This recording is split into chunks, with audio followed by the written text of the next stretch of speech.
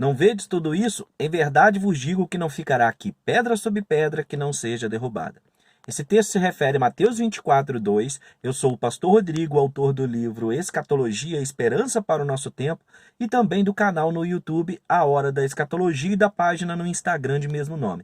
Eu gostaria de pedir a você que está chegando aqui para assistir esse vídeo, que clique em curtir, que se inscreva no canal, que compartilhe esse vídeo, que comente, a fim de que muito mais pessoas possam assistir o vídeo de hoje, que trata do tema do Templo de Salomão, da reconstrução do templo, o que o templo tem a ver com a profecia bíblica e com os sinais da volta de Cristo, ok?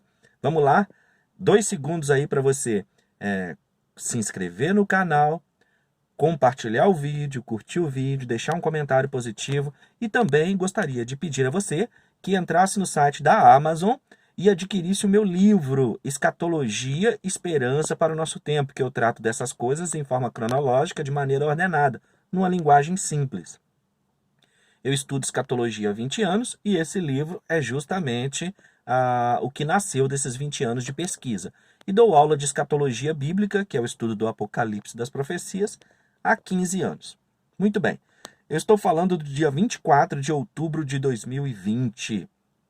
Diante desses cenários de pandemia, de tudo que está acontecendo, ontem as notícias davam conta de um possível ciclone em Minas Gerais. Nós não vimos essas coisas aqui anteriormente. Os sinais que estão se cumprindo no mundo, seja pela pandemia, seja pelas alterações climáticas, Isaías 30:26, por exemplo, diz que nos últimos dias a luz da lua arderia como a luz do sol e a luz do sol 7 vezes mais. Isso é muito forte, isso é muito significativo, isso é muito profético. O Lucas 21 diz que nos últimos dias os homens estariam desmaiando de pavor sobre essas alterações climáticas, essas coisas que ainda aconteceriam no mundo. Espero que vocês estejam me ouvindo bem, que esteja fazendo sentido para vocês. Para entender essa pergunta de Jesus em Mateus 24:2 e todo o contexto que nós vamos discutir hoje, no 24:2, Jesus faz uma pergunta para os discípulos. Não vedes tudo isso? Em verdade vos digo que não ficará aqui pedra sobre pedra que não seja derrubada. Para entendermos esse contexto, nós precisamos ter em mente que a maioria dos discípulos de Jesus eram da Galileia. E eles eram vistos pelos habitantes de Jerusalém como caipiras do interior vindo visitar a capital. Então, quando eles chegam diante do templo, eles ficam maravilhados e viram para Jesus e falam, numa linguagem mais simples, viu que construção maravilhosa, mestre? Né? Algo bem simples dessa maneira. Então Jesus diz a eles, não vedes tudo isso? Em verdade vos digo que não ficará aqui pedra sobre pedra que não seja derrubada. Vamos então discutir a importância do templo, a importância dessas questões para a profecia bíblica, inclusive como sinal da volta de Cristo. O vídeo de hoje fará parte da minha playlist. Eu tenho uma playlist aqui no canal A Hora da Escatologia. É só você clicar aqui em cima no YouTube, em playlists, e você vai encontrar a playlist Sinais dos Tempos. O primeiro vídeo que está lá na cabeça, no alto, se você clicar em reproduzir tudo, o primeiro vídeo é sobre a novilha vermelha. Muita gente pergunta o que tem a ver, o que é isso, a luz da Bíblia. Eu explico lá. E vários outros sinais que estão se cumprindo. E o templo é um sinal muito importante. Inclusive, no ano de 2020, que é esse que nós estamos, no dia 10 de dezembro, tem mais um período festivo do povo hebreu, do povo judeu, do povo de Israel, que é a festa de Chanukah. Algumas pessoas vão pronunciar Hanukkah. É uma festa que dura 8 dias e a palavra Hanukkah significa festa da dedicação. A festa de Hanukkah é festa da dedicação. Por que ela chama-se festa da dedicação? Ela tem ligação com o templo.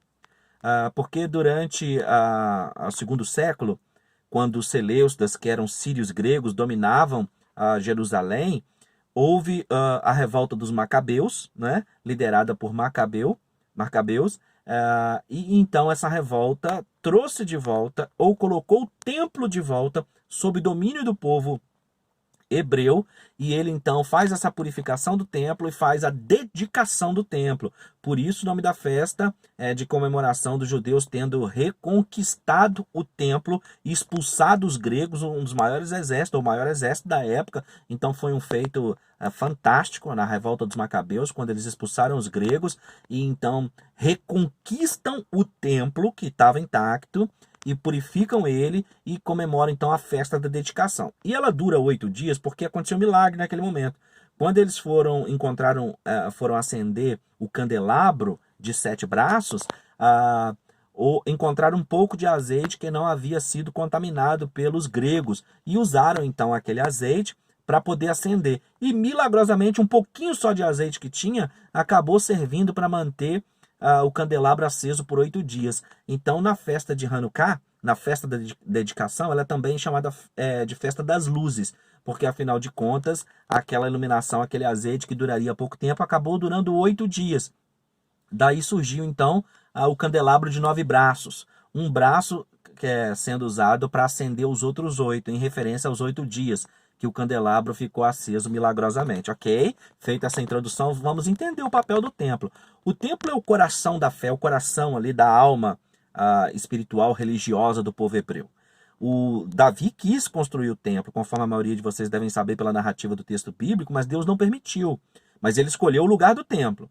Mas é Salomão que vai construir ele com madeira, de pedra também, com ouro, coisas magníficas. Dentro do templo havia um lugar chamado Santo dos Santos, onde só o sacerdote podia entrar uma vez por ano, purificado, e ele entrava inclusive com uma corda, porque se ele não tivesse santificado, purificado e entrasse lá e morresse, por essa corda tinha como que se puxar ele.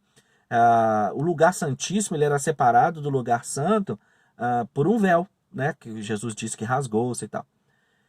E as paredes tinham 10 candelabros desenhados de ouro, tinha querubins desenhados representando a presença de Deus, não é? Então era um templo maravilhoso, era algo magnífico realmente. Eu tenho mais vídeos comentando o templo aqui no canal também, mas esse é especificamente para apontar isso como sinal.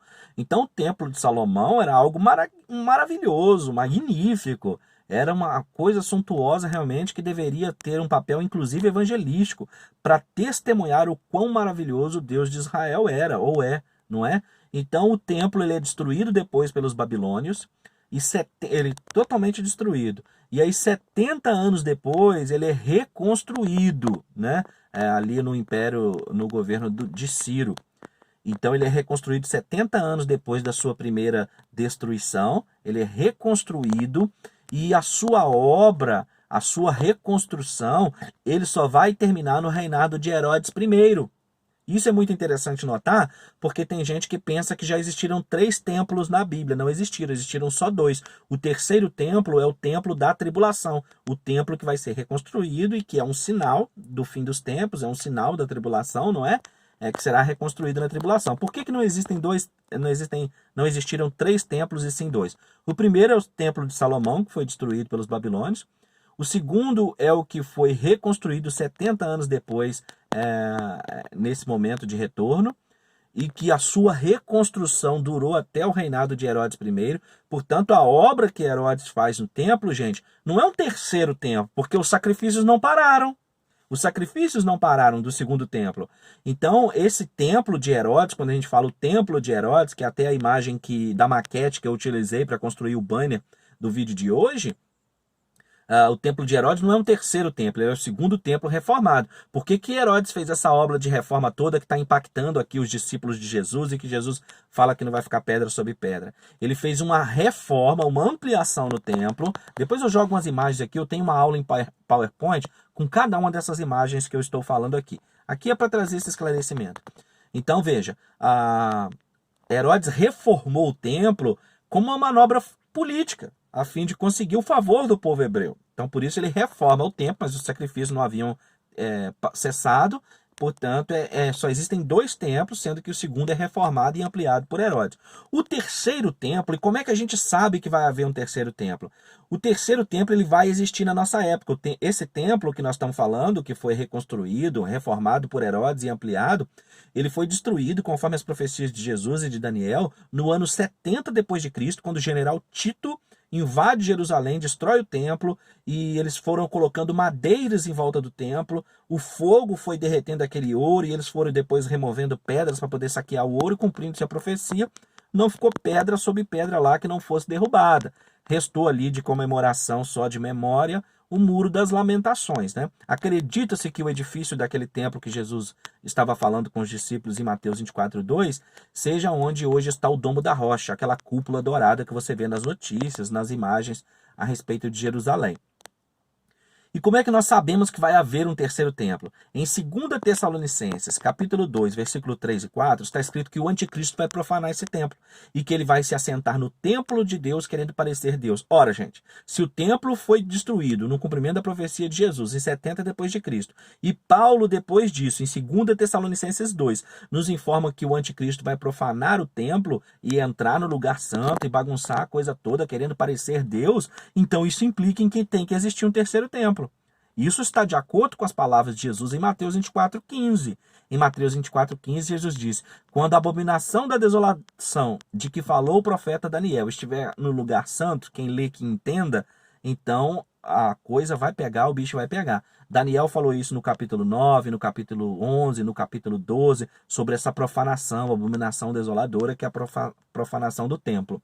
Então, reconstruir o templo, como é o desejo ardente daqueles judeus mais ortodoxos, dos judeus que são apegados ali à lei, à sua fé, esse desejo ardente que é patrocinado inclusive pelas outras religiões também, porque o templo ele é muito importante. Claro que para nós cristãos, para quem é cristão, já entendeu no discurso de Jesus com a mulher samaritana que Deus não habita em templos feitos por mãos, que uma vez inaugurada a Era da Graça, eu sou o templo do Espírito Santo, você é o templo do Espírito Santo.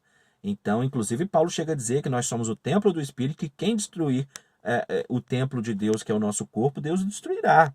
Então, hoje, o Espírito de Deus habita dentro de nós, habita dentro de mim, ele habita dentro de você.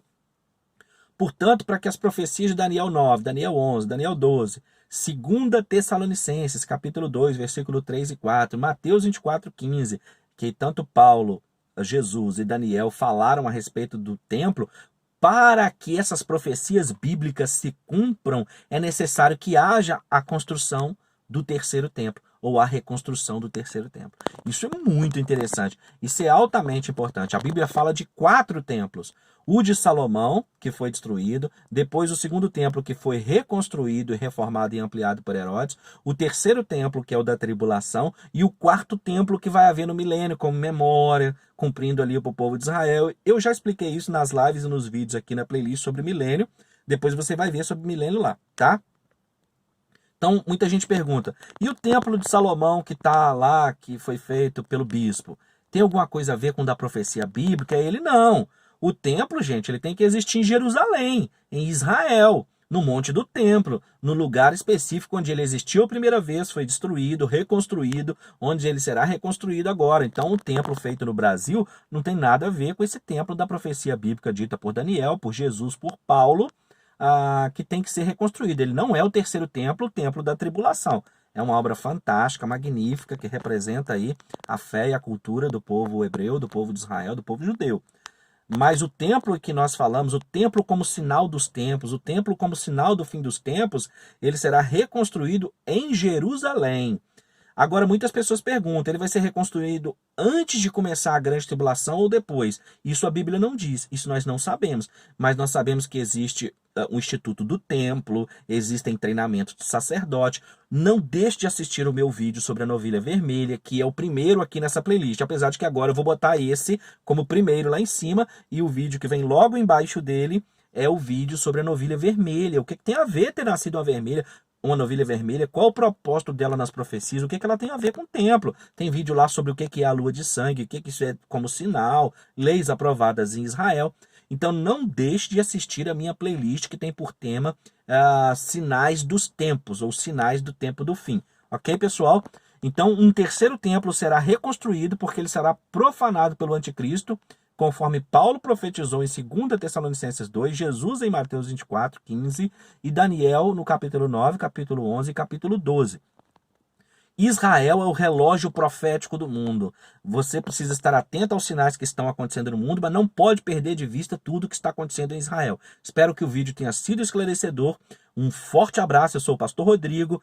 Se inscreva no meu canal A Hora da Escatologia, curte o vídeo, compartilha, comenta e compra o meu livro Escatologia e Esperança para o Nosso Tempo no site da Amazon. Um beijo grande, um forte abraço, Deus abençoe você, Deus te guarde e te livre do mal, em nome de Jesus Cristo. Amém.